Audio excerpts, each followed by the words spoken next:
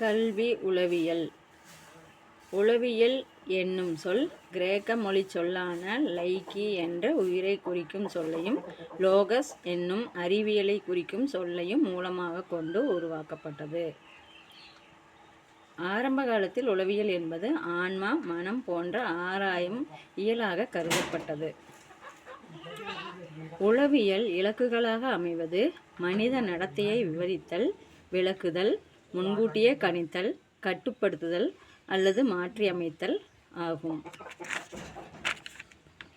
உளவியல் என்பது ஆன்மாவை பற்றிய ஆய்வு என்ற கருத்து கைவிடப்பட்டு மனம் என்பதோடு தொடர்புபடுத்தப்பட்டது. மனித மனம் 3 நிலைகளில் இயங்குகின்றது: சிந்தித்தல், உணர்தல், புறச்செயல்களை தூண்டுதல்.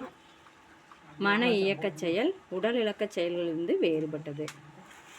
எக்ஸாம்பிள்: ஒரு பூனையின் முன் பாலை வைக்கும்போது பூனை பாலை நோக்கி செல்கிறது. இது இயந்திர செயல் அல்ல. பசியுணர்வால் தூண்டப்பட்டு தான் காணும் வெள்ளை திரவம் பால் என்று அறிந்து விருப்பத்தோடு அதை நோக்கி சென்று பாலை குடிக்கின்றது. எனவே மனிதனோ விலங்கோ தனது நடத்தையை வெளிப்படும்போது உள்நோக்கங்கள் புலப்படுகின்றன.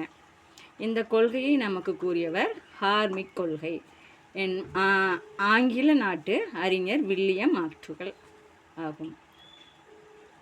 உளவியல் என்பது மனிதன் உயர்ந்து செயல்படும் நடத்தைகளை மட்டுமே ஆய்வதாகும். சிந்தனை என்பது உள்ளத்தின் செயல் என்பதை வாட்சன் மறுக்கிறார். மாக்டூலின் இயல்பூக்க கொள்கையை மறுத்தனர்.